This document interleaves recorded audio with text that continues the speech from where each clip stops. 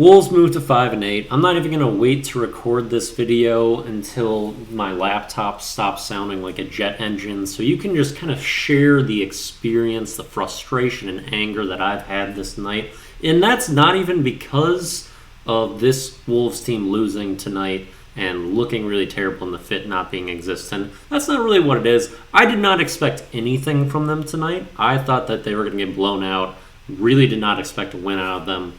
It was actually kind of habagooing that the Grizzlies never pulled away fully. They were leading almost the entire game. However, it was only about 10 was the window that they kept for the most part. But we have another nationally televised game. You get to hear the national narratives. They seem to think that Anthony Edwards is like the biggest problem on this team, and he seemed to be the scapegoat that they were kind of pointing to. Ant has been our best star so far this year, which isn't saying a lot. He had a rough last couple of 3 or 4 games where his offense really dipped, and he continued to turn the ball over, which he has all year. But he finally has a game where he picks it up and he's scoring well, he's getting to the rim, but Ant's the only one who really shows up yet again. Except Jaden McDaniels, another 15 points. He scored pretty well, fouls out of this game as he does. Cat also fouls out. He had 4 fouls in the first half, just taking himself out of the game. The other thing that's really concerning about Cat this year, his three-point shot looks terrible. If you watch him shoot this year, you don't expect that ball to go in anymore. It's very bizarre. He just does not seem on top of it with his jump shot, which for all the issues that he has over the years, that was never one of them. 13 games in, I've seen one game where Gobert seems like an intimidating presence on defense. We get out-rebounded by 17 tonight, 57-40. They have, I think, 32 second chance points to our 9. We also don't capitalize on them crashing the glass and get 5 fast break points only. So there's no sacrifice for it there. They know they're going to get the rebound. They're not going to get punished.